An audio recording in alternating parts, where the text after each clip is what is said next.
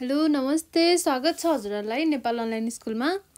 आज हामी अब पढ्न गइरहेको छौँ क्लाउड कम्प्युटिङ सब्जेक्ट है। यो चाहिँ फर बिएससी सिएसआइटी मेनली चाहिँ, तर यो चाहिँ बिआइएम, बिई, बिआइटी, अरू कुन छ आइटी रिलेटेड सब्जेक्टहरू, आइटी रिलेटेड फ्याकल्टीहरू सबै फिल्डमा चाहिँ यो काम लाग्छ है। तर सिलेबस हजुरहरूको यो सिलेबससँग म्याच भयो भने मात्रै।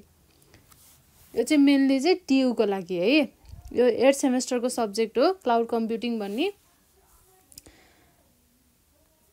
यदि हजुरहरूलाई चाहिँ अब 8 सेमेस्टर मात्र नभएर अरू कुनै सब्जेक्टको बारेमा पनि केही जिज्ञासा छ र क्लाउड कम्प्युटिङ सब्जेक्ट मात्र नभएर अरू कुनै सब्जेक्टहरू 8 सेमेस्टरको कुनै प्रब्लम छ भने चाहिँ तपाईँहरूले नेपाल अनलाइन स्कुलको 98 495 95 895 यो नम्बरमा कल गरेर पनि डाइरेक्टली कम्युनिकेट गर्न सक्नुहुन्छ है। अथवा आफ्नो केही जिज्ञासाहरू छ, आफ्नो कुनै क्वेरिजहरू छ भने चाहिँ त्यसलाई पनि राखेर सोध्न सक्नुहुन्छ। हाम्रो कमेन्ट बक्समा पनि राख्न सक्नुहुन्छ।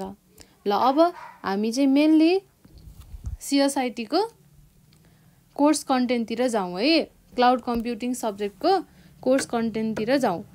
कोर्स कन्टेन्टमा के छ त हामीसँग भन्दाखेरि फर्स्टमा युनिट 1 छ। युनिट 1 मा के छ त इन्ट्रोडक्सन पार्ट छ। इन्ट्रोडक्सनमा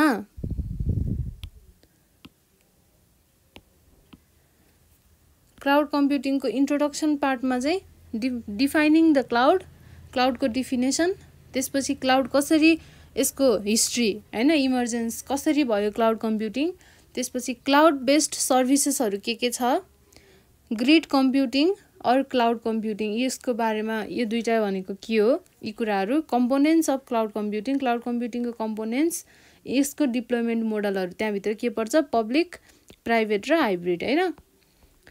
अब यसै गरी benefits of using a cloud model, त्यसपछि legal issues in using cloud model use गर्दाखेरि आउने इस्युजहरू, लिगल इस्युजहरू के छ ती कुराहरू भयो। त्यसपछि क्यारेक्टरिस्टिक्स अफ क्लाउड कम्प्युटिङ, अनि इभोल्युसन भइहाल्यो। च्यालेन्जेस, के च्यालेन्जेस छ त क्लाउड कम्प्युटिङमा, त्यसपछि ग्रिड कम्प्युटिङ अनि distributed computing in grid and cloud. यसरी चाहिँ यो चाहिँ युनिट 1 को इन्ट्रोडक्सन पार्टमा चाहिँ यति कुराहरू छ है। अब अर्को छ युनिट 2 को चाहिँ क्लाउड सर्भिस मोडल, CAS है, कम्युनिकेसन एज अ सर्भिस। त्यसपछि अर्को छ fully integrated enterprise class unified communication भन्ने टपिक छ। IaaS, infrastructure as a service, अनि modern on demand computing, Amazon elastic cloud, EC2 सर्भिसेसहरूको बारेमा पनि छ है। यो चाहिँ एकदम इक्जाम पोइन्ट अफ भ्यूबाट धेरै नै इम्पोर्टेन्ट टपिक हो। त्यसपछि MAS, monitoring as a service. त्यसपछि protection against internal and external threat, PAS, platform as a सर्भिसको कुरा छ। The traditional on premises model, त्यसपछि न्यू क्लाउड मोडल, अनि सफ्टवेयर एज अ सर्भिसको कुराहरू भयो। यसको क्यारेक्टरिस्टिक्स, यसको इम्प्लिमेन्टेसन, इस्युजहरू हैन। अनि जेरिको क्लाउड क्युब मोडल, यो एकदम इम्पोर्टेन्ट छ इक्जाम पोइन्ट अफ भ्यूबाट पनि धेरै नै इम्पोर्टेन्ट। मैले इम्पोर्टेन्ट भनेको चाहिँ एकदम मजाले पढ्नु होला है, किनकि तपाईँहरूको इक्जाम पोइन्ट अफ भ्यूबाट हेरेर मैले कुरा गर्दैछु। तपाईँहरूलाई पास बनाउने जिम्मा मेरो, तर तपाईँहरूले पढ्नु पर्यो है त। अब अर्को छ च्याप्टर 3 को बिल्डिङ क्लाउड नेटवर्क भन्ने टपिक छ है। यसमा चाहिँ हामीले के पढ्नुपर्छ त, evolution from manage service provider, MSP बाट क्लाउड कम्प्युटिङसम्म कसरी आयो त हैन। म्यानेज सर्भिस प्रोभाइडर, सुरुमा म्यानेज सर्भिस प्रोभाइडर हुने गर्थ्यो, त्यसबाट चाहिँ कसरी क्लाउड कम्प्युटिङको इभोल्युसन भयो भन्ने कुराहरू पढ्नु पर्यो हैन। अर्को छ सिंगल पर्पस आर्किटेक्चर टु मल्टिपर्पस आर्किटेक्चरको कुरा। त्यसपछि डेटा सेन्टर भर्चुअलाइजेसनको कुराहरू छ। क्लाउड डेटा सेन्टरको कुरा छ। सर्भिस ओरिएन्टेड आर्किटेक्चर, SOA भन्ने छ, यो पनि इक्जाम पोइन्ट अफ भ्यूबाट धेरै इम्पोर्टेन्ट छ। इम्पोर्टेन्ट त सबै नै छ हैन, तर यो क्वेसनहरू चाहिँ अहिलेसम्म एक फेर पनि छुटाएको छैन इक्जाममा आउनलाई। त्यही भएर मैले एकदम धेरै इम्पोर्टेन्ट कुराहरूलाई चाहिँ बढी फोकस गरेर पढाउँछु है त। Combining and SOA, characteristics of SOA एकदम धेरै इम्पोर्टेन्ट छ। त्यसपछि open source software in data centre, यो चाहिँ हजुरहरूलाई सर्ट नोट्समा आइरहेको हुन्छ धेरै जसो। अब अर्को च्याप्टर छ युनिट 4। हाम्रो जम्मा 4वटा मात्र युनिट छ, धेरै सजिलो छ कि क्लाउड कम्प्युटिङ। तपाईँहरूलाई अब अहिले अब ठ्याक्कै इक्जाम आउन लागिरहेको छ, केही नै पढाइ भएको छैन भनेर एकदम त्यो प्यानिक नहुनुहोस् के है, धेरै सजिलो छ क्लाउड कम्प्युटिङ। अब भिडियोमा पनि तपाईँहरूले पढ्न पाइहाल्नुहुन्छ। अब यदि भिडियो पढेर पनि चित्त बुझेन, म फेस टु फेस नै पढ्छु, मलाई चाहिँ अब लाइभै पढ्छु अथवा इन्टरनेटमा अनलाइन पनि पढ्छु भनेर हजुरहरूले जसरी मन लाग्छ त्यो चाहिँ हामी प्रोभाइड गरिदिन्छौँ। नेपाल अनलाइन स्कुलले हजुरहरूलाई free of cost online class र भिडियो मात्र होइन है, अनलाइन लाइभ नै पढाउने पनि व्यवस्था हामीसँग छ। र होइन मलाई चाहिँ फेस टु फेस नै मलाई एउटा ट्युटर नै भयो भने म अझै राम्रोसँग पढ्थेँ होला भन्ने त्यस्तो कुनै सब्जेक्टहरू छ भने त्यो पनि हामीले प्रोभाइड गरिरहेको छौँ। नेपाल अनलाइन स्कुलले फ्रीमा तपाईँहरूलाई ट्युसन क्लास पनि दिन खोज्छ, तर तपाईँहरूलाई इन्ट्रेस्ट हुनु पर्यो है। अब युनिट 4 मा सेक्युरिटी इन क्लाउड कम्प्युटिङमा हामीले सेक्युरिटी रिलेटेड के पढ्नु पर्दो रहेछ त? क्लाउड सेक्युरिटी च्यालेन्जेस के छ, त्यसपछि software as a service SaaS को, त्यसपछि सेक्युरिटी एसेसमेन्ट, सेक्युरिटी म्यानेजमेन्टको कुरा छ, त्यसपछि रिस्क म्यानेजमेन्ट, अनि security monitoring and incident response, security architecture design, vulnerability assessment, data privacy and security. हजुरहरूले यो लास्ट च्याप्टरको चाहिँ कसरी पढ्नु पर्यो भने सबै टपिकको थोरै नलेज भन्ने पनि चाहियो, किनभने क्वेसन ठ्याक्क टु द पोइन्ट नै क्वेसन सोध्छ भन्ने पनि हुँदैन कहिलेकाहीँ, किनभने यो त टियुको क्वेसन सिलेबस त जस्तो पनि आउन सक्छ। त्यो भएर सेक्युरिटी रिलेटेड के छ त, के टपिकहरू सिलेबसमा भएको टपिकहरूको बारेमा थोरै भने पनि इन्फर्मेसन जान्दा चाहिँ धेरै राम्रो हुन्छ है इक्जाममा, किनभने क्वेसन नजानेर छोड्नुपर्ने अवस्था आउँदैन।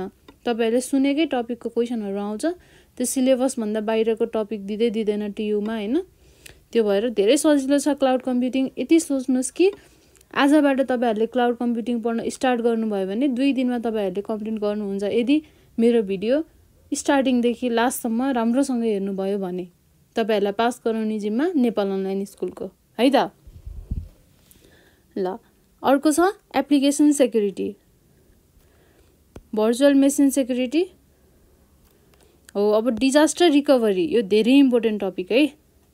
इम्पोर्टेन्ट भनेकोलाई चाहिँ एकदम चिन्ह लगाइहाल्नुहोस् है, इम्पोर्टेन्ट धेरै नै। डिजास्टर रिकभरी, त्यसपछि डिजास्टर इन क्लाउड, यो पनि उत्तिकै नै इम्पोर्टेन्ट छ। त्यसपछि डिजास्टर म्यानेजमेन्ट, डिजास्टरसँग रिलेटेड सबै नै इम्पोर्टेन्ट छ। ल यो थियो हाम्रो कोर्स कन्टेन्टको कुराहरू। कतिवटा युनिट छ र हरेक युनिटमा के टपिकहरू छ है त। अब हामी सिधै केमा जान्छौँ त, च्याप्टर 1, त्यो भनेको युनिट 1 इन्ट्रोडक्सन। अब आजबाट हामीले क्लाउड कम्प्युटिङ सब्जेक्ट 8th सेमेस्टरको क्लाउड कम्प्युटिङ सब्जेक्टको चाहिँ भिडियो पढ्दैछौँ है त। युनिट 1 इन्ट्रोडक्सनबाट स्टार्ट गरौँ। ल अब ढिलो नगरिकन हामी सिधै के छ त यो भित्र हेर्छौँ है। ल अब सुरुमा चाहिँ क्लाउड, व्हाट इज क्लाउड, के हो त क्लाउड भनेको त्यो हेरौँ है।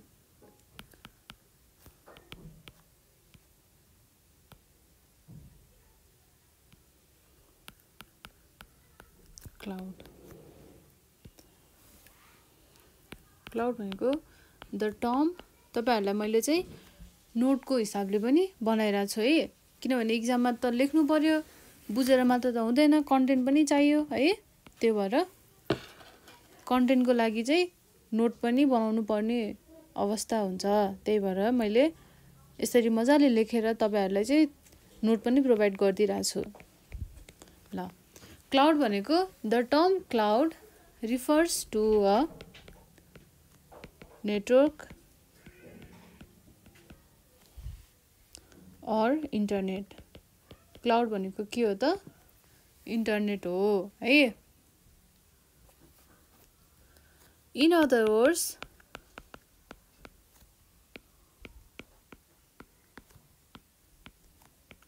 we can say that हामी के पनि भन्न सक्छौँ त क्लाउडलाई? Cloud is something which is present at remote location, जुन चाहिँ हाम्रो फिजिकल कन्ट्याक्टमा छैन है। अलिकति हामी भन्दा अलि डिस्टेन्स फार छ भन्न खोजेको, विदाउट फिजिकल कन्ट्याक्ट हैन। ल अब अर्को के छ त? क्लाउड क्यान प्रोभाइड, क्लाउडले हामीलाई कस्तो कस्तो सर्भिसेसहरू प्रोभाइड गर्न सक्छ? Services over public and private network, जस्तै हाम्रो आफ्नै ल्यान्डमा हैन, अथवा वानमा, अथवा VPN थ्रु, यसरी पनि चाहिँ हामीले क्लाउडले चाहिँ हामीलाई सर्भिसेसहरू प्रोभाइड गरिरहेको हुन्छ। ल अब क्लाउड भन्ने बित्तिकै के हो भन्ने कुरा चाहिँ तपाईहरुले यति कुरा चाहिँ बुझ्नै पर्यो सुरुमा है। क्लाउड कम्प्युटिङ पढ्नुभन्दा अगाडि यति कुरा बुझ्नै पर्यो। अब त्यसपछि अरु थप कुराहरू पनि छ हैन। The cloud itself is a set of hardware, networks, storage, services and interfaces that enable the delivery of computing as a service. के हो रे त? यो आफैमा के हो? एउटा हार्डवेयर पनि हो, नेटवर्क पनि हो, स्टोरेज पनि हो, सर्भिसेस पनि हो, जसले चाहिँ सर्भिस डेलिभरी गर्छ है। अथवा हामीले क्लाउडलाई के पनि भन्न सकिन्छ त? द क्लाउड धेरै छ के, तर तपाईहरुले सबै याद गर्नुपर्छ भन्ने छैन। अब बुझिसकेपछि धेरै पोइन्टहरु बुझिसकेपछि त्यो एउटै पोइन्टलाई पनि दुई तीनटा पोइन्ट बनाएर हामीले त एक्जाममा लेख्न सकियो नि त। त्यो भयो भने पनि धेरै भयो के। त्यसकारणले मैले केही पनि नछोडिकन तपाईहरुलाई मैले जानेको सबै नै कुराहरु र नोटमा भए जति धेरै नोटहरुको रेफरेन्स लिएर नोटमा भए जति सबै नै कुराहरु चाहिँ कभर गर्ने ट्राई गर्दै छु। The cloud refers to server, servers मात्र होइन हैन, server that are accessed over internet, जुन चाहिँ इन्टरनेटबाट एक्सेस गर्नु मिल्छ। अब हल्ला त अलिअलि भइ नै हाल्छ है, यो कुकुर धेरै कराउँछ के यता, भिडियो बनाउनै नदिएर हैरान। अब यी कुराहरुलाई चाहिँ अलिअलि कम्प्रोमाइज पनि गर्नु परिहाल्यो। ल त्यसपछि the cloud refers to server that are accessed over the internet and the software, यसलाई अब हामीले सफ्टवेयर पनि भन्नु मिल्यो, software and databases that run on those servers, बुझ्नु भयो नि।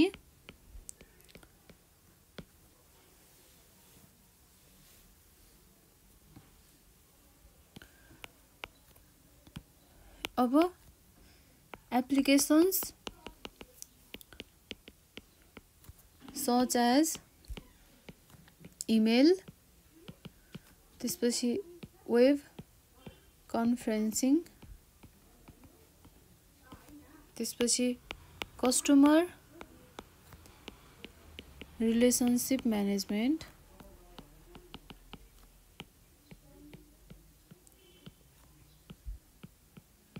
भनेको CRM हैन, customer relationship management CRM execute on cloud हैन। यो सबै कुराहरू चाहिँ के हुन्छ त क्लाउडमा एक्जिक्युट हुन्छ। ल अब हामीले क्लाउड भनेको के हो भन्ने कुरा त बुझिहाल्यौँ है। अब हामी पढ्छौँ what is cloud computing.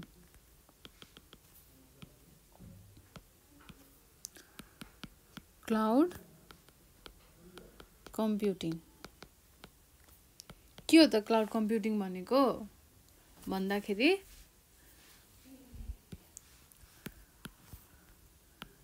Cloud computing refers to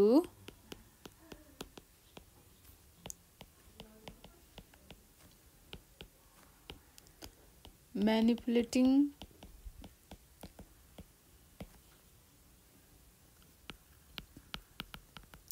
configuring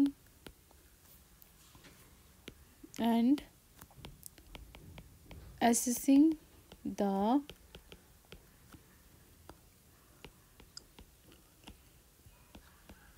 hardware and software resources remotely भनेको टाढै बसेर पनि हामीले चाहिँ के गर्न सकिन्छ त हार्डवेयर र सफ्टवेयरको रिसोर्सेसहरूलाई एक्सेस गर्न सक्यो, म्यानिपुलेट गर्न सक्यो, कन्फिगर गर्न सक्यो, त्यसलाई भनिन्छ हामीले चाहिँ क्लाउड कम्प्युटिङ भनेर। अब क्लाउड कम्प्युटिङले के चाहिँ अफर गर्छ त हामीलाई भन्दा it offers online data storage. हामीले जस्तो पनि डेटा स्टोर गर्न सक्यो क्लाउडमा हैन।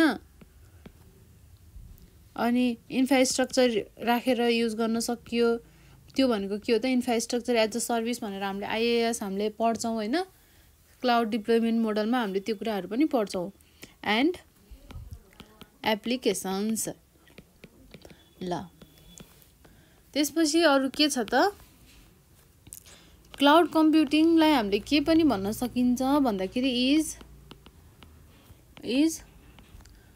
On demand availability of computer system. यो भनेको चाहिँ के हो भन्दा अन डिमान्ड भनेको मतलब डिमान्ड गर्ने बित्तिकै हामीले पाइन्छ भन्न खोजेको के। अब जस्तै मलाई चाहिँ केही कुराहरू चाहियो। अब जस्तै म घरबाट धेरै टाढा छु हैन। म अब कसैको अर्को कोही मेरो मान्छेको घरमा गएको छु, कोही रिलेटिभ्सको घरमा गएको छु, तर मलाई मेरो घरमा भएको नोट चाहियो। अब जस्तै तपाईहरु नै हैन अब एक्जाम आउँदै छ, तपाईहरुको नोट चाहिँ सबै घरमा छ तर तपाई साथीको घरमा हुनुहुन्छ, साथीसँग पनि नोट छैन हैन। त्यस्तो केसमा अब तपाईलाई नोट चाहियो क्लाउड कम्प्युटिङको नोट चाहियो जुन चाहिँ तपाईसँग घरमा थियो हैन, तर लान बिर्सिनु भयो। अब तपाईलाई नोट चाहियो, अब तपाई के गर्नुहुन्छ त ला मेरो नोट छैन भनेर सोच्नुहुन्छ।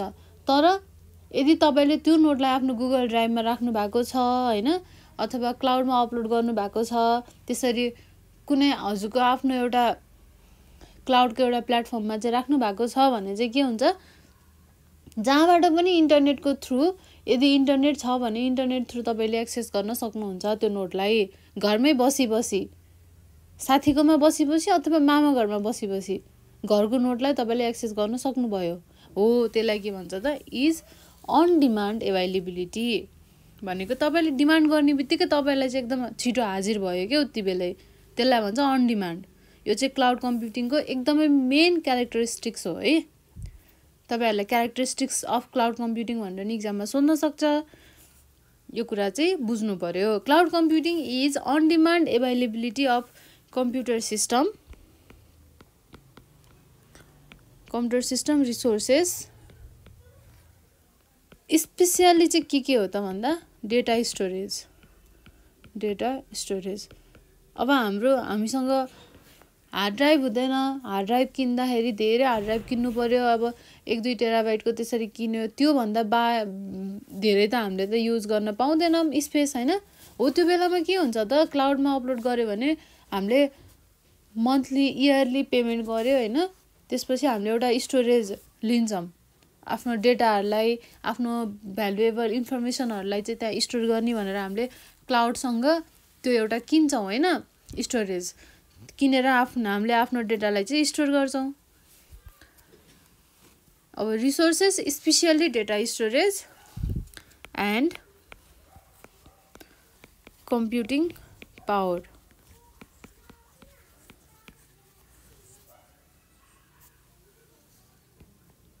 ल अब अर्को के छ त, क्लाउड कम्प्युटिङ भनेको is using the internet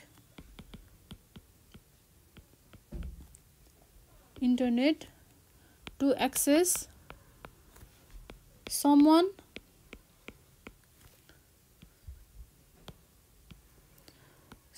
else software. के भन्दैछ बुझ्नुस् है। क्लाउड कम्प्युटिङ भनेको, क्लाउड कम्प्युटिङ के हो त, is using the internet use गर्ने हो रे। के गर्नको लागि, to access someone else software, अरू कसैको software, running on someone else hardware, अरू कसैको हार्डवेयरमा रन भइरहेको छ, र in someone else data centre. अब मेरो आफ्नै सिस्टम, मेरो आफ्नै डेटा, मेरो आफ्नै डेटा सेन्टर त हुँदैन।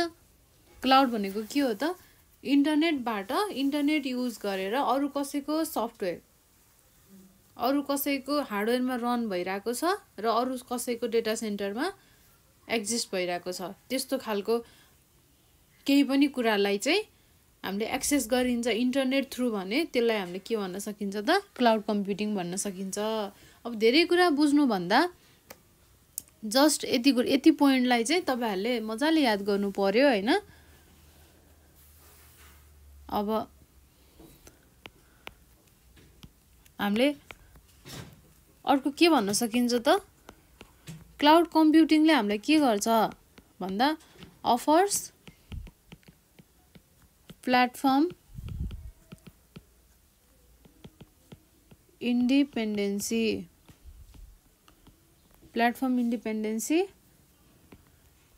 As the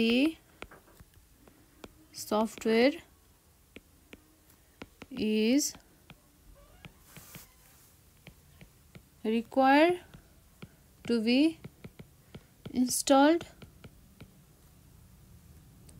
locally on our PC, on the PC। ल के भनेको छ फेरि पढ्नुस् त, cloud computing offer platform independency as the software is required to be install locally on the PC भनेको छ।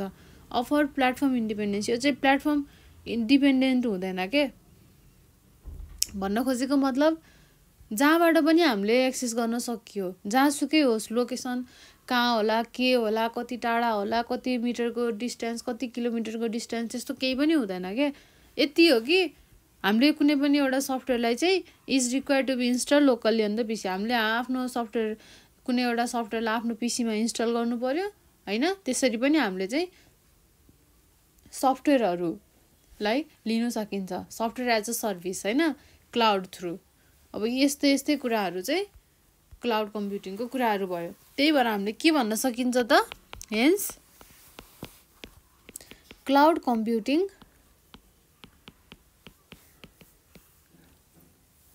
is making our business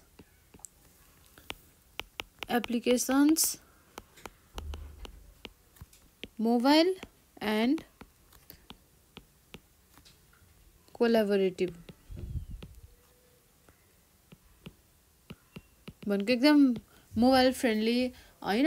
अब एकदम फ्रेन्डली बनाउन सकिन्छ क्या हामीले आफ्नो बिजनेसलाई क्लाउड युज गरेर, क्लाउड कम्प्युटिङ युज गरेर भन्न खोजेको। तपाईहरुले बुझिसक्नु भयो। यदि तपाईहरुलाई अब कुनै केही कुराहरु चाहिएको छ, अब जस्तै कुनै सफ्टवेयर चाहिएको छ हैन, अब माइक्रोसफ्टकै अफिसको, पावर पोइन्टको अनि के भन्छ एक्सेलको यी कुराहरु तपाईलाई चाहिएको छ भने तपाईले यतिकै सफ्टवेयर हामीले माइक्रोसफ्ट अफिस इन्स्टल गरेपछि त्यो सबै कुराहरु इन्स्टल हुन्थ्यो एकैचोटीमा।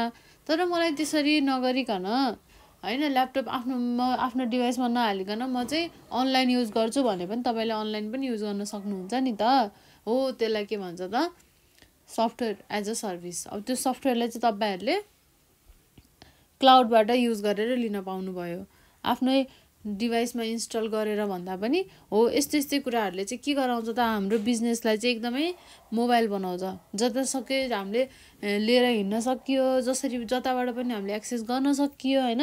अब जस्तै मलाई मेरो ल्यापटप लिएरै 10 ठाउँमा हिँडिराख्नु डुलिराख्नु परेन नि त। मैले आफ्नो जिमेल लगइन गर्छु, आफ्नो लगइन गरिसकेपछि using login password user name login हालेर लगइन गरिसकेपछि त मैले जहाँ बसेर पनि एक्सेस गर्नु पाएँ नि त हो। त्यसले गर्दा हाम्रो बिजनेसलाई के भयो त, एकदम कोलाबोरेटिभ पनि भयो र हाम्रो एप्लिकेसन्सहरू चाहिँ मोबाइल पनि भयो। भनेको जता बसेर पनि हामीले एक्सेस गर्न सकियो भन्न खोजेको हो क्या। यति कुरा चाहिँ तपाईँहरूले बुझ्नु पऱ्यो है। मेन भनेको यही कुराहरू भयो, क्लाउड र क्लाउड कम्प्युटिङको कुराहरू।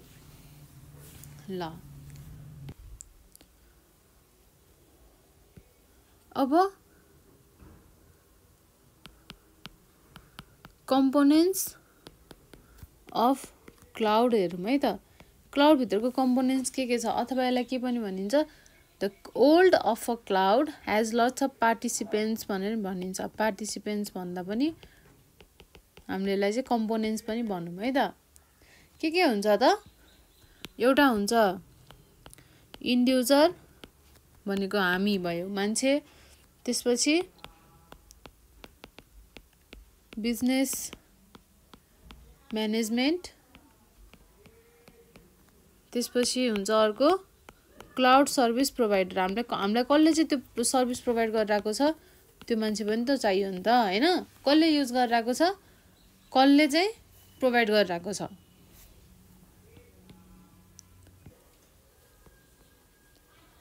अब हामीले चाहिँ अर्को के टपिक पढ्छौँ त, क्यारेक्टरिस्टिक्स।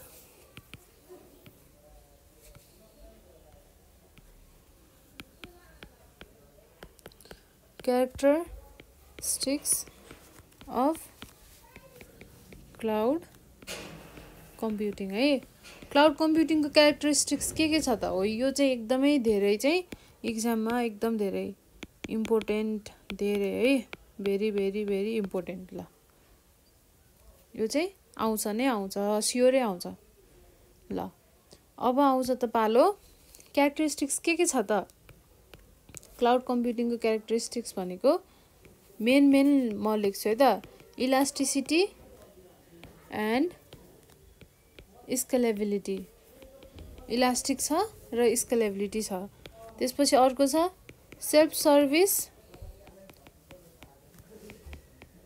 सर्भिस प्रोभिजनिङ होइन।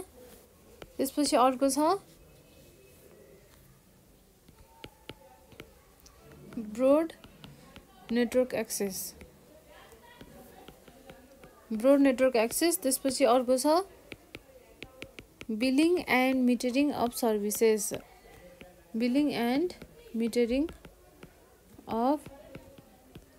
सर्भिसेस। त्यसपछि अर्को छ एप्लिकेसन प्रोग्रामिङ इन्टरफेस, एपिआई है। एपिआई पनि यसको क्यारेक्टरिस्टिक्स हो। अब कसरी हो के हो भन्ने कुरा म फेरि फर्दर पढाइ नै हाल्छु होइन।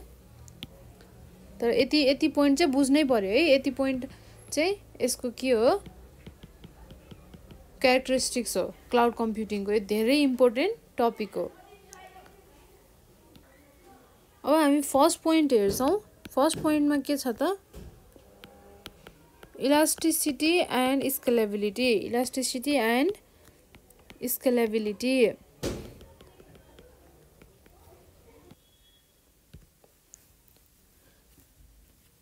इलास्टिसिटी र स्केलेबिलिटीमा के हो त यो भनेको भन्दाखेरि,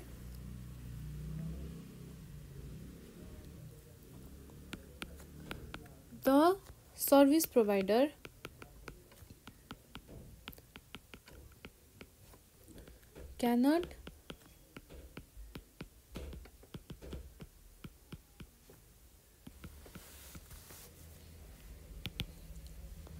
cannot anticipate how customers will use the service.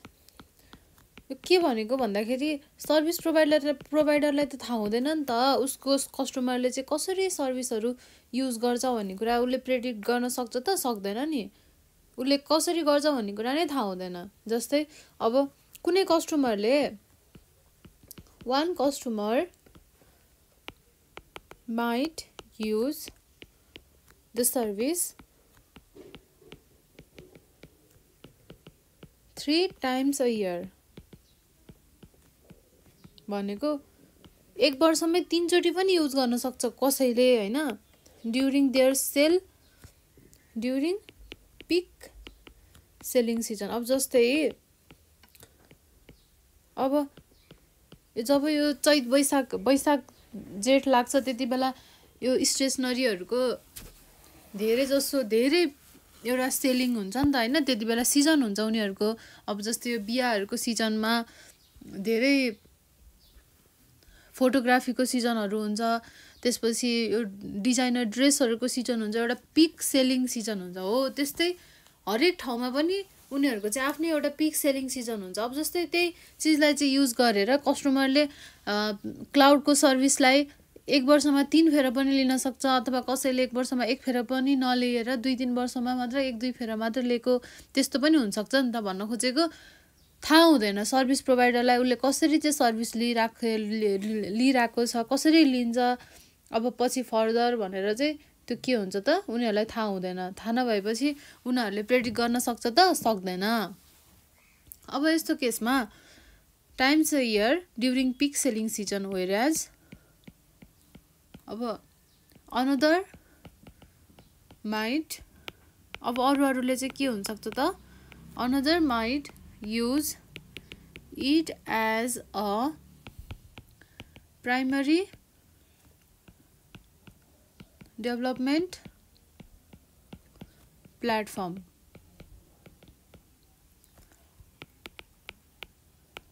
for all of its applications अब कसैले चाहिँ उसको आफ्नो प्राइमरी डेभलपमेन्ट प्लेटफर्म भनेर नै त्यस्तो तरिकाले नै लिएको हुन सक्छ त्यही भएर चाहिँ के हुनु पर्छ त जहिले पनि क्लाउडको सर्भिसेसहरु चाहिँ therefore the services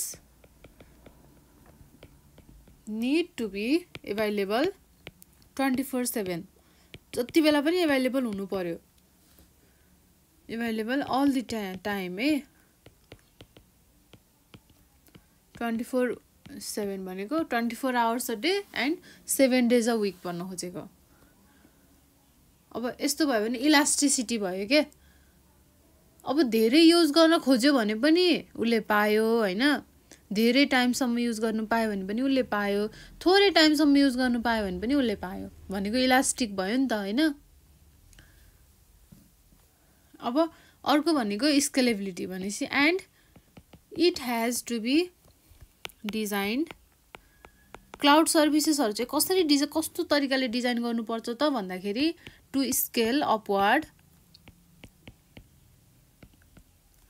for high period of demands भनेको धेरै डिमान्ड हुँदाखेरि चाहिँ धेरै पनि हुनु पर्यो स्केल अपवर्ड पनि हुनु पर्यो अपवर्ड पनि जानु पर्यो for high period of demands धेरै डिमान्ड हुँदाखेरि अब डिमान्डै नहुँदाखेरि and downwards for lighter ones अब जस्तै तपाईहरुको कसैको किराना पसल होला हैन त अब किराना पसलमा एउटा सिजन हुन्छ जति बेला चाहिँ मान्छेहरुले एकदम धेरै अब यो चना मटरहरुको तरकारी खाइराको हुन्छ हैन अब जस्तै बजारमा यो सब्जीहरुको कमी हुँदाखेरि अब त्यति बेला धेरै भन्दा धेरै चना मटरहरु लिएर आएर राख्यो भने के हुन्छ त बिक्री हुन्छ किनभने अरु तरकारी नै पाउँदैन नर्मली तरकारी पाउँदैन अथवा धेरै बिखालेको तरकारी पाउन सक्छ अब यो चाहिँ एकदम तपाईहरुको लोकालिटीमा अवेलेबल एकदम सिम्पल एक्जाम्पल दिएको है मैले अब यस्तो केसमा चाहिँ एकदम हाई डिमान्ड भयो भने के हुन्छ हाई तरिकाले सेल हुन्छ हरेक कुराहरु हैन अहिले यसमा पनि त्यही भन्न खोजेको के अब एकदम डिमान्डको बेला छ भने हाम्रो सर्भिसेसहरु चाहिँ हामीले अपवर्ड स्केल पनि गर्न सकिन्छ भनेको अलिकति लम्बाउन पनि सकिन्छ बढाउन पनि सकिन्छ तन्काउन पनि सकिन्छ तर यदि हाम्रो डिमान्डै छैन भने हामीले घटाउन पनि सकिन्छ त्यसलाई अब डिमान्डै नभएको चिजलाई हामीले ल्याएर त बेचिँदैन हैन, ल्याएर कस्टमरलाई त दिइदैन। यदि डिमान्ड छ भने पो कस्टमरहरू आउँछ त। हो यसरी चाहिँ हामीले हाम्रो क्लाउडको सर्भिसेसहरूलाई चाहिँ यो तरिकाले डिजाइन गर्नुपर्छ भन्न खोजेको है। एउटा इलास्टिक हुनु पर्यो, त्यसपछि स्केलेबिलिटी हुनु पर्यो। ल अब स्केलेबिलिटी भनेको के पनि हो त? Scalability means that an application can scale when additional users are added। अब धेरै युजरहरू एड भयो भने त्यही अनुसारले एप्लिकेसन पनि त्यो सफ्टवेयर पनि अलिकति स्केल हुन्छ, अलिकति बढ्छ के। And when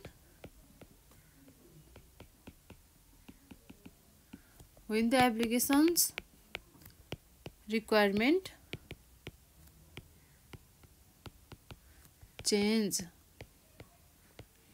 Scalability means that an application can scale when additional users are added and when application's requirement change। Change भए अनुसार सबै कुराहरू चाहिँ हामीले चेन्ज गर्न सकिन्छ, घटबड गर्न सकिन्छ। त्यो कुरालाई के भन्दो रहेछ त? स्केलेबिलिटी भनेर भन्दो रहेछ। अब स्केलेबिलिटीको द एभाइलेबिलिटी टु स्केल हुने नहुने भन्ने कुरा चाहिँ के कसरी एचिभ गर्न सकिँदो रहेछ त? Is achieved by providing elasticity। भनेको इलास्टिसिटी भएर नै के हुँदो रहेछ त? स्केलेबिलिटी पनि हामीले एचिभ गर्न सकिँदो रहेछ। अब जस्तै म तपाईँहरूलाई एकदम सजिलो एकदम राम्रो इक्जाम्पल दिन्छु है। Let's think about the rubber band है। अब जस्तै रबर ब्यान्ड इक्जाम्पलमा rubber band and its properties. Rubber ब्यान्डको प्रपर्टिज के हुन्छ त? यो पनि के हो? अब हजुरहरूले चाहिँ एउटा कुनै पेन होल्ड गर्नुहोस् हैन, धेरै पेनहरू होल्ड गर्नुहोस् रबर ब्यान्डले। के हुन्छ त? तपाईहरूले त्यसलाई चाहिँ सानो बनाएर एकदम थोरैमा फोल्ड गरेर लिन सक्नुहुन्छ। तर अब त्यसरी नै 100 पेन्स एकैचोटि लिँदाखेरि के हुन्छ त? हामीले त्यो रबर ब्यान्डलाई के गर्नुपर्छ त? स्ट्रेच गर्नुपर्छ, तन्काउनुपर्छ हैन। भनेपछि त्यो रबर ब्यान्डले दुईटै काम गर्नु सक्यो नि त हैन। सुरुमा अब हामीले 1 दर्जन पेन कतिवटा हुन्छ? 12वटा पेनलाई एउटा रबर ब्यान्डले बाँध्यौँ हैन, फोल्ड गर्यौँ। फोल्ड गर्दाखेरि के हुन्छ? दुईचोटि मात्र घुमायो भने पुग्छ। अब तपाईले 100 पेन्सलाई एउटा रबर ब्यान्डबाट फोल्ड गर्नुभयो भने के हुन्छ त? त्यसलाई हामीले त्यो रबर ब्यान्डलाई त तन्काउनु पर्यो हैन, ठुलो लामो बनाउनु पर्यो। भनेपछि त्यो रबर ब्यान्डले सानो भएर पनि काम गर्न सक्यो र फेरि ठुलो भएर पनि काम गर्न सक्यो नि त, उसको आफ्नो रिक्वायरमेन्ट अनुसार। हो त्यो भएर त्यही भनेको चाहिँ के हो त? इलास्टिसिटी एन्ड स्केलेबिलिटी भनेर भनिन्छ यो कुरालाई है। अब तपाईहरुले यही इक्जाम्पल पनि इक्जाममा लेख्न सक्नुहुन्छ। अब जस्तै रबर ब्यान्ड एन्ड इट्स प्रपर्टिजमा if you are holding together a dozen of pens with a rubber band हैन, with a rubber band के हुन्छ त? You probably have to fold it into half। हामीले हाफमा फोल्ड गर्न सकिन्छ मजाले है। तर यदि however if you are trying to hold or keep 100 pens together, अब मलाई 100वटा पेनलाई सँगै लिनु पर्यो भने के हुन्छ त? You will have to stretch rubber band। हो कि नै? हो, stretch that rubber band। अब मलाई त्यो रबर ब्यान्डलाई के गर्नुपर्ने हुन्छ त स्ट्रेच गर्नुपर्ने हुन सक्छ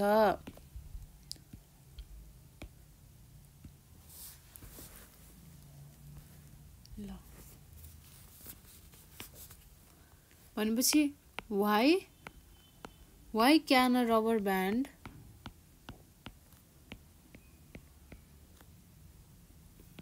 accomplish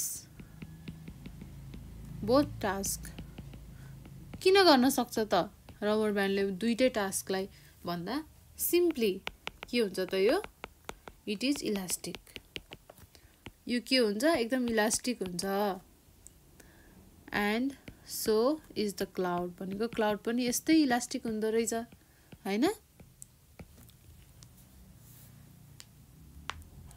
ल अब यो कुरा थियो इलास्टिसिटी एन्ड स्केलेबिलिटी को कुराहरु अब तपाईहरुले यति कुरा बुझ्नु भइहाल्यो हैन एक्जाम्पल बुझ्नु भइहाल्यो यति भएपछि त यो यही टपिकमा मात्रै एक पेज पनि लेख्न सकिन्छ गफ लाएर त्यही नै त हो गर्ने अहिले त हैन लाइन बाइ लाइन घोकेर पढ्ने जमाना गइसक्यो अब त बुझ्नी हो त्यसपछि आफ्नो हिसाबले आफ्नो तरिकाले त्यसलाई चाहिँ त्यो क्वेशनलाई हामीले प्रेजेन्ट गर्न सकिन्छ ल अब हाम्रो नेक्स्ट पोइन्ट के थियो त सेल्फ सर्भिस प्रोभिजनिङ सेल्फ सर्भिस प्रोभिजनिङ यो भनेको के हो अब सेल्फ सर्भिस भनेको एउटा यस्तो फिचर हैन इज अ फिचर यो चाहिँ क्लाउड कम्प्युटिङको एउटा यस्तो फिचर अथवा क्यारेक्टरिस्टिक्स हो जसमा चाहिँ के हुन्छ त वेयर क्लाउड सर्भिस प्रोभाइडरले चाहिँ के गर्छ त एलाउ गर्छ which allows their end users उनीहरुको end userले चाहिँ उनीहरुको युजर भनौं न end users to provision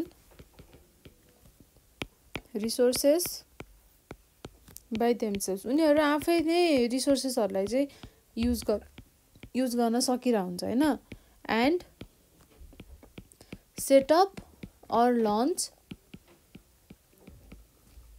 a service or application without the intervention of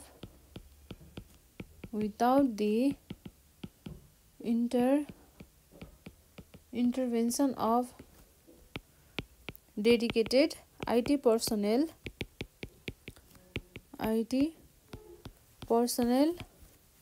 or service provider themselves ल यो कुराहरु कति जनाले बुझ्नु भयो कति जनाले बुझ्नु भएको छैन ल म भन्दिन्छु है के हुन्छ त भन्दाखेरि चाहिँ सेल्फ सर्भिस प्रोभिजनिङ भनेको चाहिँ एउटा यस्तो सर्भिस हो यस्तो एउटा फिचर हो क्यारेक्टरिस्टिक्स हो क्लाउड कम्प्युटिङको जहाँ चाहिँ क्लाउड सर्भिस प्रोभाइडरहरुले चाहिँ उनीहरुको युजरहरुलाई चाहिँ एउटा के छुट दिएको हुन्छ भने के एउटा सर्भिस दिएको हुन्छ फ्यासिलिटी दिएको हुन्छ भने चाहिँ उनीहरुले आफ्नो रिसोर्सेस आफै नै युज गर्न पाइरा हुन्छ सेल्फ सर्भिस के अब त्यो खानी कहीं पार्टीहरुमा जाँदा आफै झिकेर खानी सिस्टम हुन्छ नि सेल्फ सर्भिस आफुलाई जति चाहिन्छ आफैले झिकेर खानु पाइयो आफैले युज गर्नु पाइयो आफैले एक्सेस गर्नु पाइयो त्यहाँ थर्ड पार्टीको इन्भल्भमेन्ट भएन ब्रोकर भएन बीचमा हैन कसैले हुन्छ नि त जग्गाहरु किन्दा बेच्दा आफै गर्नु सक्यो उले आफैले कसैलाई गएर ल मेरो जग्गा बिकाइदे अथवा मलाई जग्गा किन्नु छ भनेर त्यो बीचमा ब्रोकर हुन्छ नि जुन दलाल हो त्यो दलालको काम गर्नु कसैले पनि परेन के सेल्फ सर्भिस उले आफ्नो सर्भिस आफै लिनु पायो जति चाहिन्छ त्यति लिनु पायो जति उलाई जति टाइम सम्मलाई चाहिन्छ त्यति टाइम सम्मलाई उले लिनु पायो भनेको मतलब and set up or launch a service or applications without the intervention of dedicated IT personnel or service provider themselves भनेछ है without the intervention कसैको पनि त्यहाँ हुँदैन के बीचमा आएर रोकटोक गर्ने कसैले पनि हुँदैन डेडिकेटेड आईटी पर्सनल पनि चाहिदैन अथवा सर्भिस प्रोवाइडर पनि चाहिदैन के उले आफैले चाहिँ आफ्नो सर्भिस कति समयसम्म युज गर्नु मन लाग्छ र कस्तो सर्भिस युज गर्नु मन लाग्छ उले चाहिँ गर्नु पाउँछ त्यसलाई भन्छ सेल्फ सर्भिस प्रोभिजनिङ भनेर यो चाहिँ एकदमै इम्पोर्टेन्ट क्यारेक्टरिस्टिक्स अथवा फिचर हो केको त क्लाउड कम्प्युटिङको है ल अब customers can get cloud services easily. कस्टमरले चाहिँ क्लाउड सर्भिसेस इजिली लिन सक्छ हैन, without going through a lengthy process. Lengthy process नै हुँदैन के, हुन्छ नि त। अब कुनै एउटा जग्गाकै कुरा गरौँ हैन, कुनै जग्गा बेच्नु पर्यो भने पहिला त्यो जग्गाको धनीसँग कुरा गर्नु पर्यो, जग्गा किन्नु छ भने त्यसपछि अनि कसले चाहिँ त्यो जग्गा देखाइदियो अथवा कसले चिनाइदियो, को थ्रु ऊ जाँदैछ त्यो मान्छेलाई भन्नु पर्यो, त्यो मान्छेलाई फकाउनु पर्यो, त्यसपछि कति प्रफिट उसले माग्छ त्यो हेर्नु पर्यो। यदि गर्दा एकदम झमेला हुन्छ नि त, एउटा लेन्दी प्रोसेस हुन्छ हो नि हैन। हो अब त्यही भएर अब मलाई कुनै जग्गा मेरो बेच्नु छ भने म सिधै कसले मेरो जग्गा किन्छ भन्दै म खोज्दै त म हिँड्दिनँ, अथवा म अरू कसैलाई मान्छेलाई लगाउँछु, ल मेरो यस्तो जग्गा बिक्री हुँदैछ, यदि तपाईँले चाहिँ कोही मान्छे पाउनुहुन्छ भने मबाट ल्याइदिनु होला है त भनेर हामीले एउटा कोही मान्छेलाई भनिन्छ हैन। त्यसपछि हामीले त्यो मान्छेको फोन कल वेट गरिन्छ, अथवा डे बाई डे हामीले त्यसलाई फोन गर्दै गइन्छ, के छ कसो छ, खै अपडेट खै के छ त, कतिजना मान्छे आयो के आयो भनेर हामीले अपडेट लिइरहेको हुन्छौँ। अब त्यस्तो एउटा त्यो हुन्छ नि, एउटा त्यो लेन्दी प्रोसेस गर्नु पर्दैन क्या। हामीले चाहिँ कस्टमरले चाहिँ can get cloud services easily without going through a lengthy process. लामो केही प्रोसेस हुँदैन, एकदमै मजाले चाहिँ कस्टमरले आफ्नो सर्भिस लिनु पाउँछ। कस्टमर्स सिम्पली रिक्वेस्ट गर्नु पायो, simply request an amount of computing storage, के को फेसिलिटी चाहियो त्यही लिनु पायो हैन। अब सफ्टवेयर चाहिएको भन्छ भने सफ्टवेयरको लागि भयो, software process or other resources from service provider हैन, सर्भिस प्रोभाइडरबाट लिनु पायो। अब यो सेल्फ सर्भिसले चाहिँ के गराउँछ त भन्दा टाइम डिलेलाई चाहिँ यसले के गर्छ, इलिमिनेट गराउँछ। भनेको सेल्फ सर्भिस यो के हो त, यसको बेनिफिट हो नि त हैन। Self service provisioning capabilities of cloud services eliminate many time delays। Time डिलेलाई के गर्नु पायो त, इलिमिनेट गर्नु पायो है। ल अब यो थियो कुरा सेल्फ सर्भिस प्रोभिजनिङको। अब थर्ड पोइन्ट के छ, ब्रोड नेटवर्क एक्सेस। थर्डमा छ broad network access. Since cloud computing, अब ब्रोड नेटवर्क एक्सेस भनेको के हो त, क्लाउड कम्प्युटिङ के हो त, कम्प्लिटली के वेब बेस्ड हो हैन। Since cloud computing is completely web based, so it can be accessed from anywhere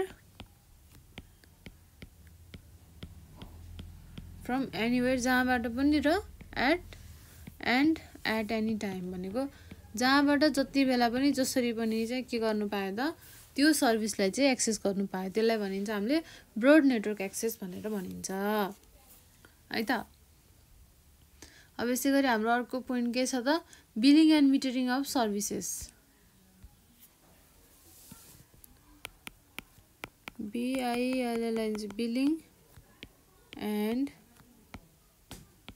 metering of services.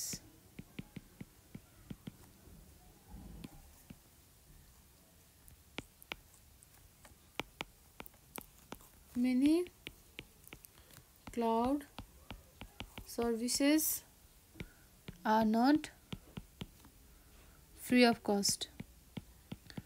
सबै क्लाउड सर्भिसेसहरु त फ्री अफ कस्ट हुँदैन नि त हैन, हामीले पे गर्नुपर्छ। त्यही भएर and of course to calculate that bill, अब कति युज गर्यो भनेर क्याल्कुलेट गर्नको लागि त हामीले के गर्नु पर्छ त, हामीले कति युज गर्यौं, हाम्रो युजेज कति छ त, युसेज हाम्रो the usage has to be metered अथवा ट्र्याक, हामीले ट्र्याक गर्नु पर्यो। त्यो भन्न खोजेको मतलब के हो त, तपाईहरुले जति सर्भिस युज गर्नुहुन्छ, जति टाइमको लागि जति रुपैयाँ खालको हुन्छ नि त, कति पैसा पर्ने, कति डलरको कोर्सहरु, कति डलरको त्यो सर्भिसहरु भन्ने हुन्छ नि त, हो त्यो जति गर्नुहुन्छ तपाईले त्यतिकै तपाईले पे गर्नुपर्ने हुन्छ। धेरै त्यो भन्दा बढी पे गर्नु नै पर्दैन कहिले पनि है। जति बेरसम्म गर्नुहुन्छ, जति टाइमसम्म गर्नुहुन्छ, जति दिनसम्म, जति घण्टा, जति मिनेटसम्म गर्नुहुन्छ, त्यति सम्मको मात्र तपाईले चाहिँ पे गर्नुपर्ने हुन्छ। त्यही भएर यो के भनेको त भन्दाखेरि to calculate that bill the usage has to be metered भनेको ट्र्याक कति गरे त नि भनेर चाहिँ ट्र्याक गरेको के। Even free cloud services are metered, अब पैसा तिर्न पर्छ भनेर मात्र ट्र्याक हुने होइन नि त। अब पैसा नतिर्ने फ्री वाला पनि के हुन्छ त, कति समयसम्म गरियो, कति टाइम गरियो, अनि त्यसले कति आउटपुट दियो, के भयो भनेर सबै कुराहरु चाहिँ हामीले के गरिन्छ त, ट्र्याक गरिन्छ। यो थियो billing and metering of services. अब अर्को छ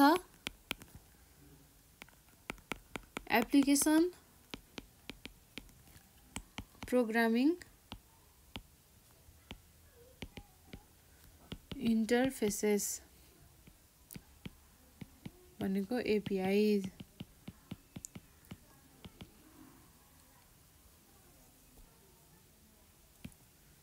अब यो त हाम्रो के हो त, यो सबै भन्दाखेरि क्यारेक्टरिस्टिक्स अथवा फिचर हरेक क्लाउड सर्भिसेसहरुमा चाहिँ क्लाउड बेस्ड सर्भिसेस अथवा क्लाउड कम्प्युटिङमा हुनुपर्ने क्यारेक्टरिस्टिक्स के हो त। यदि त्यो यस्तो कुराहरु छ भने त्यो ठीक छ, त्यसलाई अब हामीले राम्रो क्लाउड कम्प्युटिङ भनेर भन्न सकिन्छ, क्लाउड बेस्ड सर्भिसेस भन्न सकिन्छ। अब यदि त्यस्तो चीजहरु छैन भने के भयो त, काम लाग्यो त लागेन हैन भनेपछि। अब अर्को के रहेछ त, एप्लिकेसन प्रोग्रामिङ इन्टरफेसेस भनेको एपीआई। क्लाउड सर्भिसेसको चाहिँ एउटा स्ट्यान्डर्डाइज्ड के हुनु पर्दो रहेछ, एपीआई हुनु पर्दो रहेछ। क्लाउड सर्भिसेस हुनको लागि है need to have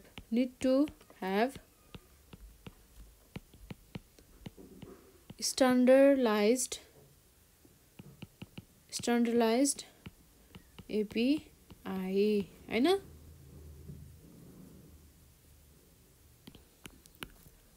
अब यो एपीआई ले चाहिँ के प्रोवाइड गर्छ त भन्दा, they provide the instructions on how to application or data sources can communicate with each other। कसरी कम्युनिकेट गर्छ भनेर चाहिँ त्यो इन्स्ट्रक्सन चाहिँ प्रोवाइड गर्छ केले, एपीआई ले। कम्युनिकेट विथ each other हैन। अब अर्को के हुन्छ त, a standardized interface lets the customer more easily link a cloud service easily link गराउन सक्छ कस्टमरलाई। such as customer relationship management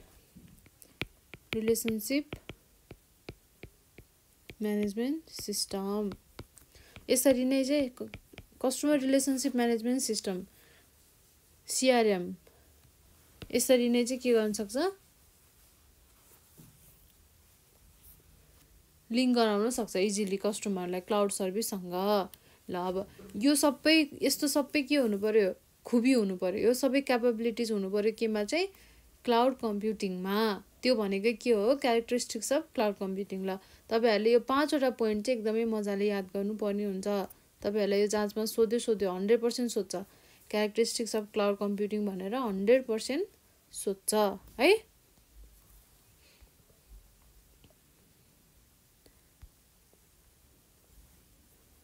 अब यो सबै कुराहरू चाहिँ के छ त,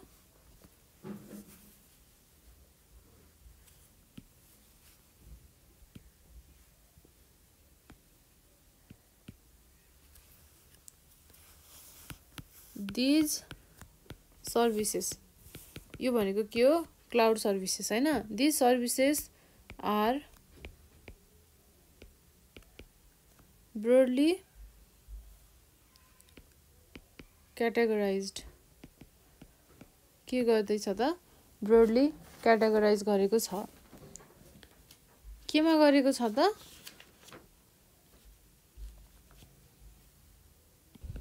इन्टु 3 क्याटेगोरिज। त्यो के हो त, infrastructure as a service, infrastructure as a service, यसलाई हामीले के पनि भनिन्छ, IaaS भनेर भनिन्छ। अब अर्को छ प्लेटफर्म एज अ सर्भिस, यो के हो, PaaS, पास भनेर। अब अर्को छ software as a service, software as a service भनेको के हो, SaaS। ल यति 3टामा चाहिँ के गरेको रहेछ त, क्लाउड बेस्ड सर्भिसेसहरूलाई, क्लाउड कम्प्युटिङ सर्भिसेसहरूलाई चाहिँ 3टा किसिममा चाहिँ ब्रडली क्याटेगोराइज गरेको रहेछ।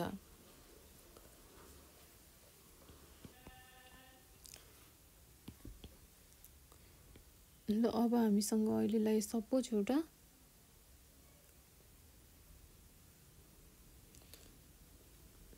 यसलाई हामी चाहिँ क्लाउड मानौँ है।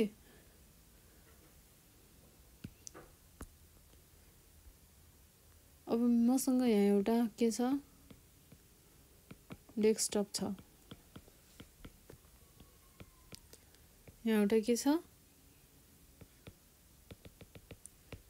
ट्याब्लेट छ, त्यसपछि यहाँ एउटा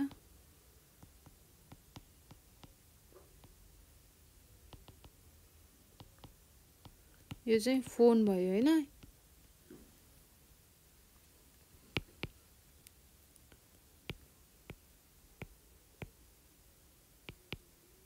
यो चाहिँ यसलाई ल्यापटप हैन। अब यसरी नै यहाँनिर एउटा के छ,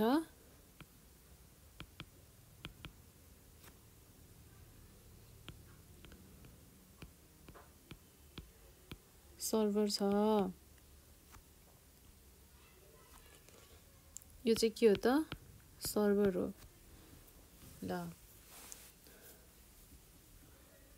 अब यहाँ भित्र के हुन्छ, एउटा एप्लिकेसन भयो, त्यसपछि प्लेटफर्म भयो हैन, त्यसपछि इन्फ्रास्ट्रक्चर भयो। अब एप्लिकेसन भित्र के पर्न सक्छ त, मोनिटरिङको कुराहरू भयो, त्यसपछि कन्टेन्टको कुराहरू भयो हैन, अनि कम्युनिकेसनको कुराहरू भयो, कम्युनिकेसनको कुरा, अनि फाइनान्सको कुरा। अब यो प्लेटफर्म भित्र चाहिँ एउटा हुन्छ अब्जेक्ट स्टोरेज। तपाईहरुले यो फिगर याद गर्नुस् है, यो फिगर याद गर्नुभयो भने एक्जाममा यति लेख्यो भने पनि योले बुझेको रहेछ है त, क्लाउड कम्प्युटिङ भनेको के हो भन्ने कुरा बुझेको रहेछ भन्ने हुन्छ। त्यही भएर फिगर चाहिँ तपाईहरुले बनाउनै पर्छ है, जस्तो फिगर आउँछ त्यस्तै बनाउनु पर्छ, धेरै राम्रो चाहिँदैन बरु। अब इन्फ्रास्ट्रक्चर भित्र कम्प्युट, ब्लक स्टोरेजको कुराहरू, त्यसपछि नेटवर्कको कुराहरू। ल यो चाहिँ के हो त फिगर अफ क्लाउड कम्प्युटिङको फिगर हो है ल अब हामी पढ्छौं इमर्जेन्स अफ क्लाउड कम्प्युटिङ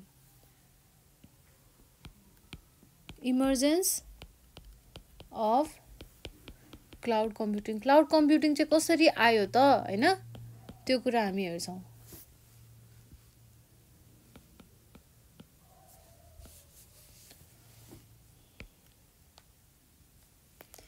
है अब इमर्जेन्स अफ क्लाउड कम्प्युटिङलाई तपाईहरुले के पनि गर्न लेख्न सक्नुहुन्छ त हिस्ट्री अफ क्लाउड कम्प्युटिङ भनेर किनकि कसरी आको भन्ने नै कुरा हो नि त हैन त्यही भएर हामीले यो दुईटालाई एउटै तरिकाले लेख्न पनि सकिन्छ अब हामी लेख्छौं है कसरी चाहिँ क्लाउड कम्प्युटिङ आयो र यसको हिस्ट्री चाहिँ के छ त है ल यो कुराहरुलाई हेरौं यो पनि एकदमै इम्पोर्टेन्ट क्वेशन हो भेरी भेरी भेरी इम्पोर्टेन्ट है ल यो तपाईहरुले नेपालीमा राम्रोसँग बुझ्नु भयो भने यो हिस्ट्री लेख्न धेरै गाह्रो नै छैन के तर तपाईहरुले बुझ्नु भएन घोक्नतिर लाग्नु भयो भने चाहिँ के हुन्छ के बुझिदैन प्लस एक्जाममा लेख्ने बेलामा घोकेर गएपछि के हुन्छ त बिर्सिन्छ अनि हिस्ट्री भन्ने बित्तिकै हामीलाई पढ्न अल्छी लाग्ने कुरा हो नि त यो त हैन सानैदेखि जे कुराको पनि हिस्ट्री पढ्नु पर्यो भने हामीलाई के हुन्थ्यो त दाँतबाट पसिना आउँथ्यो मलाई त आउँथ्यो तपाईहरुलाई पनि अभियसली आउँथ्यो होला किनकि हिस्ट्रीमा जहिले पनि के हुन्छ इयर हामीले चाहिँ इयरलाई चाहिँ सम्झिनु पर्ने हुन्छ के त्यो भयो भने गाह्रो हुन्छ हैन हो that's why history of cloud computing भन्नु र इमर्जेन्स अफ क्लाउड कम्प्युटिङ भन्नु एउटै हो एउटै तरिकाले हामीले यसको आन्सर दिन सकिन्छ र तपाईहरुले मैले भनेको यो भिडियोलाई राम्रोसँग हेरेर बुझ्नु भयो भने चाहिँ मजाले कभर गर्न सकिन्छ है त यो क्वेशनलाई नातिकन पढ्नु धेरै गाह्रो केही पनि छैन क्लाउड कम्प्युटिङ भनेको तपाईले 2 दिन मात्र दिनु भयो भने पनि तपाई पास हुनु भयो के 2 दिन मात्रै दिनु भयो भने पनि तपाई पास हुनु भयो क्लाउड कम्प्युटिङमा केही चिन्ता लिनै पर्दैन एकदमै सजिलो सब्जेक्ट हो यदि त्यसलाई भास्ट रूपमा हेर्ने हो भने ठीक छ अलिकति डिफिकल्ट त छ नै हैन किनभने अब हामीले क्लाउड प्लसकै सर्टिफिकेसन पनि गर्न सकिन्छ भनेपछि क्लाउड कम्प्युटिङ जति सोच्यो जति हेर्यो त्यति भास्ट त छ तर सजिलो पनि धेरै सजिलो छ तपाईलाई पास हुनलाई चाहिँ केही गाह्रो नै छैन क्लाउड कम्प्युटिङ सब्जेक्ट ल अब हामी हेर्छौं before emerging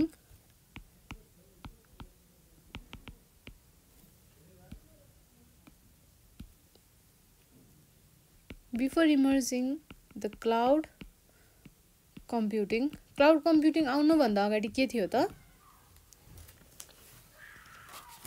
there was client और सर्भर कम्प्युटिङ थियो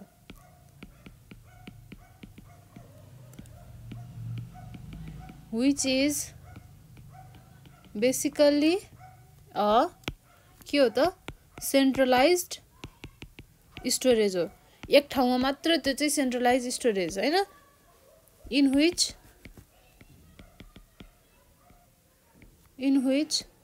all the applications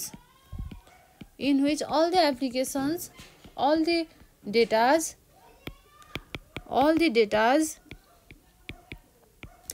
and all the controls हैन अब यो कुकुरको अलिअलि हल्ला आइराको छ होला भिडियोमा अब के गर्ने अब साइडमा छिमेकीमा कुकुर पालेपछि जति बेला पनि कराउँछ हैन ए अब के लेख्नु पनि के चाहिँ लेखेछ है मैले sorry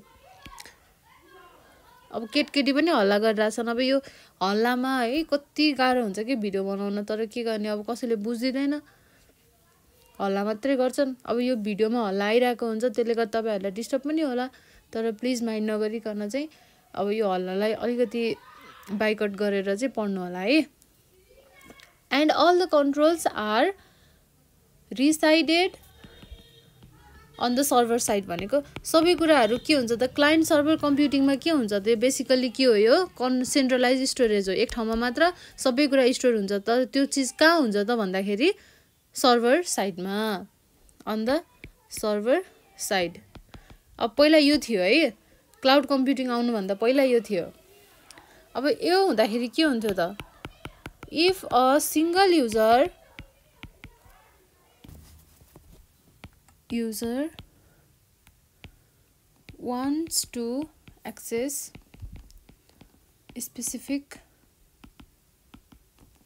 data or run a program अब जस्तै क्लाइन्ट सर्भर कम्प्युटिङ हुँदाखेरि चाहिँ कुनै पनि एउटा सिंगल युजरले यदि कुनै स्पेसिफिक डेटा अथवा कुनै प्रोग्राम रन गर्न चाह्यो भने चाहिँ के हुनु पर्थ्यो त पहिला सुरु चाहिँ he or she need to connect to सर्भरसँग कनेक्ट हुनै पर्थ्यो हैन त्यसपछि बल्ल and then gain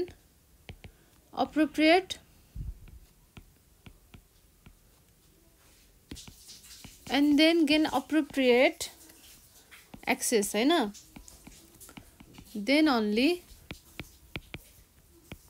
they can do his or her business ल यस्तो हुन्थ्यो हैन पहिला सुरु चाहिँ क्लाइन्ट सर्भर कम्प्युटिङ हुँदाखेरि चाहिँ यदि कुनै पनि युजरलाई आफ्नो कुनै एउटा स्पेसिफिक डेटा रन गर्नु पर्यो अथवा प्रोग्राम रन गर्नु पर्यो भने चाहिँ उसले के गर्नु पर्थ्यो त पहिला सुरु कनेक्ट हुनु पर्थ्यो सर्भरसँग बल्ल त्यसपछि उसले अप्रोप्रिएट एक्सेस पाउँथ्यो त्यसपछि मात्रै उसले आफ्नो बिजनेस गर्न पाउँथ्यो मतलब उसले आफ्नो बिजनेस भन्नाले उसले आफ्नो काम हैन यसरी चाहिँ के हुन्थ्यो त क्लाउड कम्प्युटिङ आउनु भन्दा पहिला क्लाइन्ट सर्भर कम्प्युटिङले चाहिँ यसरी काम गर्थ्यो अब यति भइसकेपछि के हुन्थ्यो त then after distributed computing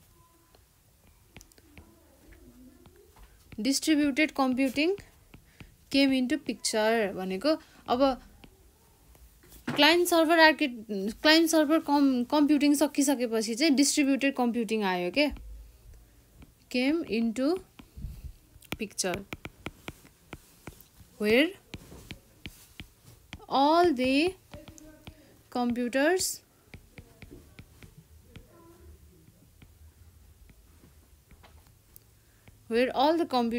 are networked together and share their resources when needed. अब डिस्ट्रिब्युटेड कम्प्युटिङ भइसकेपछि चाहिँ के हुन्थ्यो त डिस्ट्रिब्युटेड कम्प्युटर आएपछि चाहिँ computers are network together and their share their resources when needed भनेको चाहिँ डिस्ट्रिब्युटेड कम्प्युटिङ अब नाम सुन्दै पनि तपाईहरुलाई त्यो नलेज भइसक्यो हैन डिस्ट्रिब्युटेड भन्ने बित्तिकै आफ्नो रिसोर्सेसहरु चाहिँ डिस्ट्रिब्युट गरेर उनीहरुले युज गर्थ्यो है अब यसरी क्लाइन्ट सर्भर कम्प्युटिङ र डिस्ट्रिब्युटेड कम्प्युटिङ आइसकेपछि के भयो त यसपछि on the basis of above computing यही कम्प्युटिङ हेरेर चाहिँ there was emerged of cloud computing concept है ल यसरी नै चाहिँ के भएको रहेछ त क्लाउड कम्प्युटिङको कन्सेप्ट चाहिँ आएको रहेछ पहिला तपाईहरुले यति कुरा लेख्नु पर्यो कसरी चाहिँ क्लाउड कम्प्युटिङ आयो के भयो कसरी आयो यी कुराहरु लेखिसकेपछि बल्ल हामीले चाहिँ अब यो कुराहरु अब लेख्ने कुराहरु चाहिँ लेख्छौं है अब एट अराउन्ड इन 1961 तिर चाहिँ के भयो भन्नुहुन्छ भने जोन म्याककार्टीले के गर्यो त सजेस्टेड इन अ स्पीच एउटा स्पीचमा के सजेस्ट गर्यो त एट MIT को स्पीचमा के सजेस्ट गरेको थियो त that computing can be sold.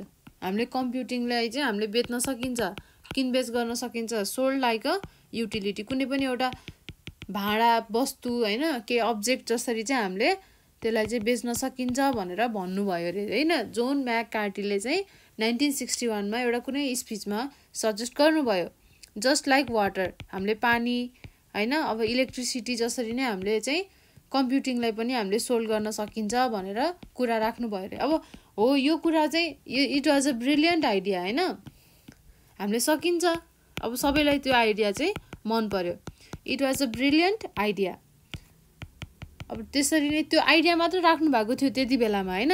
तर टाइम हेज पास्ड, समय बित्दै गयो, एन्ड द टेक्नोलोजी पनि के भयो त,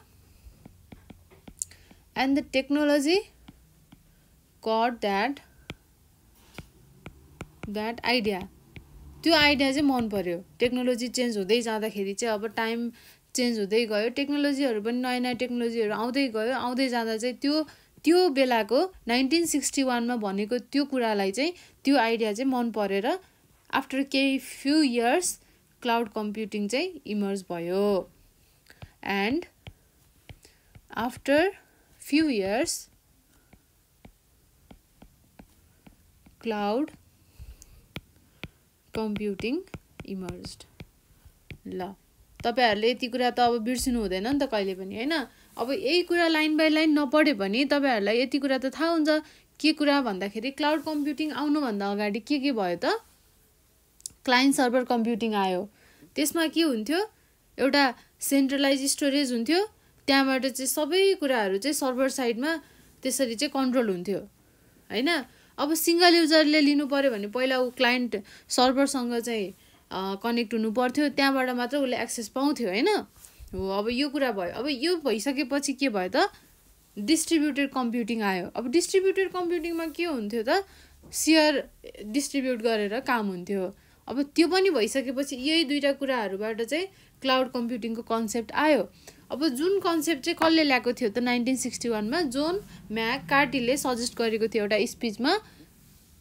त्यो सजेस्ट गर्दाखेरि उसले के भनेको थियो भन्दाखेरि computing can be sold just like water or electricity. हामीले पानी बिजुली जसरी किनबेच गरिन्छ बेचिन्छ, त्यहाँबाट केही कुराहरू हुन्छ नि त, हो त्यो त्यसरी नै हामीले चाहिँ कम्प्युटिङलाई पनि बेच्न सकिन्छ जस्ट लाइक युटिलिटी भनेर भन्नुभयो। अब त्यो कुरा चाहिँ ब्रिलियन्ट आइडिया थियो सबैजनालाई त्यति बेला, वास्ता नगरे पनि टाइम बित्दै जाँदाखेरि त्यो आइडिया मन पर्यो र त्यही कन्सेप्टबाट चाहिँ के भयो त, क्लाउड कम्प्युटिङ आयो। ल अब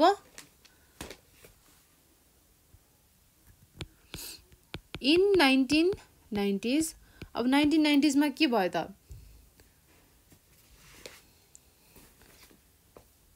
टेलिकम्युनिकेसन